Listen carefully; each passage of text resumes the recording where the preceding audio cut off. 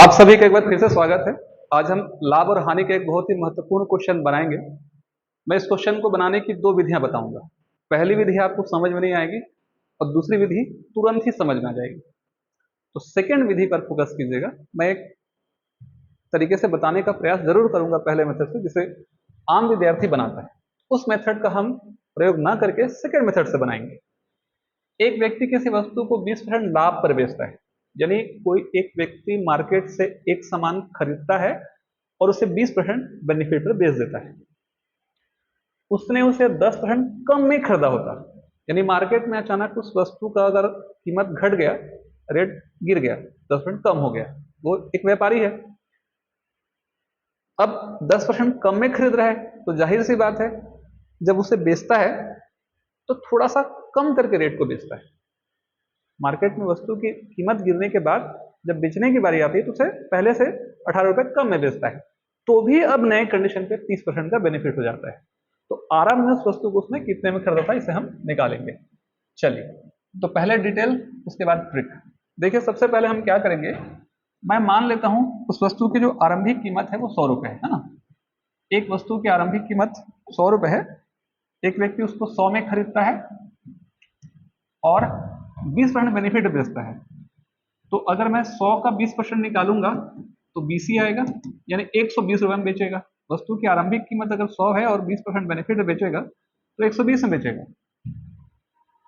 अब एक कंडीशन बता रहा है, उस वस्तु की कीमत अगर गिर जाए 10%, तो 100 का अगर मैं 10% निकालूंगा तो 10 रुपए कम हो जाएगा, है ना। वस्तु की कीमत में 10% कमी आ गई, मतलब अब मार्केट से वो खुद 90 में खरीद रहा है। अब फिर वो बेचता है, तो दो केस हो रहा है। एक तो हमको कहा जा रहा है क्वेश्चन में पहले से 18 रुपए कम में वस्तु बिक रहा है, और ये बोला जा रहा है, मतलब इधर से हम सोचेंगे, इस तरफ से सोचेंगे तो 120 में पहले बिकता था, अब पहले से 18 रुपए कम में बिक रहा है। इधर से सोचेंगे, अब जब वो बेचता है माल को तो 30% का बेनिफिट होता है। तो आगे बनाने के लिए हम दो तरीके से जा सकते हैं, या तो आप इधर से आ सकते हैं इधर, या तो आप जा सकते हैं इधर से इधर। सही रास्ता क्या होगा? सही रास्ता इधर से होगा। इधर से क्यों होगा? देखिए, मैं इस वस्तु की कीमत को 100 मान रहा हूं। भाई मैं 100 ना मानू, मैं अगर 10 मानू, मान लो इसे मैं 10 मानता तो 12 रुपए होता। ये तो हमारे द्वारा मानी गई राशि है, तो 12 रुपए में 18 रुपए कम में कैसे बिकता? तो इधर से आप नहीं जा सकते, है ना।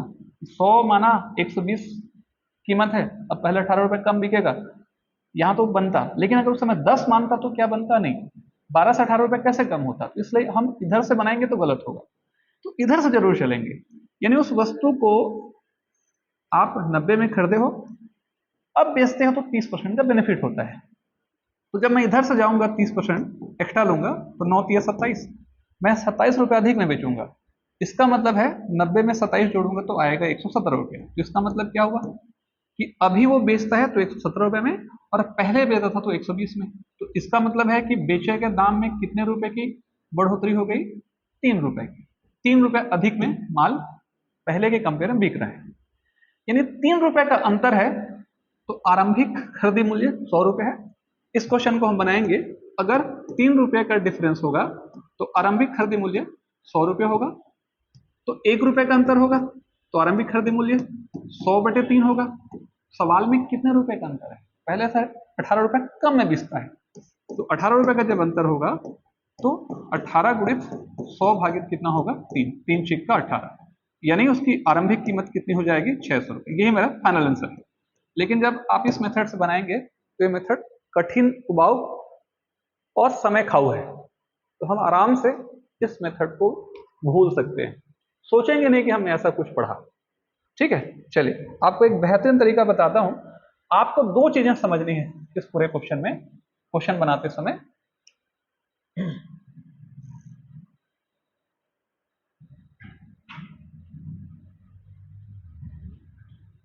चलिए, पहली चीज ये समझ लीजिए कि आपके पास जो क्वेश्चन दिया जा रहा है उसमें दो डाटा है। पहला डाटा है 20%, 20% लाभ पर बेचता है। उसके बाद क्या हो रहा है, उसने उसे अगर 10% कम में खरीदा होता और 30% अधिक फायदे में बेचा होता।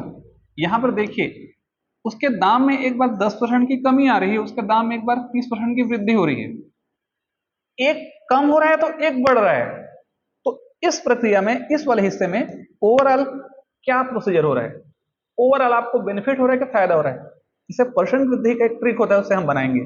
यानी x plus y plus x y अपन 100% वाले अध्याय में आप लोगों ने पढ़ा होगा, 10 की कमी हुई, 30 की वृद्धि हुई, -10 मल्टीप्लाई 30 और डिवाइडेड बाई 100, यहाँ 2 जीरो खत्म होगा तो क्या हो जाएगा, 30 में 10 गया 20 और यहाँ पर -3, इसका मतलब हुआ 17। आप ऐसा समझ लीजिए कि पहले की प्रक्रिया में 20% का बेनिफिट हो रहा था, अब वस्तु की कीमत घटी और आपने अधिक फायदा लिया, एक कम हो रहा है एक अधिक बढ़ रहा है, तो ओवरऑल आपको क्या हुआ, ओवरऑल आपको हुआ 17% का बेनिफिट, ये प्लस माइनस से बेनिफिट। तो जब मैं कंपेयर करूंगा ना, यहां से समझिए इस चीज को, जब मैं कंपेयर करूंगा यहाँ पे, तो पहले 20% बढ़ोतरी थी, अब 17% बढ़ोतरी हो रही, इसका मतलब क्या हुआ, 3% का अंतर आया, और जब 3% का अंतर आ रहा है तो 18 रुपया बेचे के दाम में अंतर, तो 1% का अंतर मतलब कितना हो जाएगा, 6 रुपया, तो मुझे चाहिए प्रारंभिक कीमत 100%, तो 100% का अंतर कितना हो जाएगा, 600 रुपये। आसानी से आप इस क्वेश्चन को बना सकते हैं। ठीक है, तो ध्यान रखिएगा, अगर आपको समझ में नहीं आ रहा है तो फिर से वापस वीडियो को रिवाइंड कीजिए, चुटकी बजाते हुए क्वेश्चन बन जाएगा।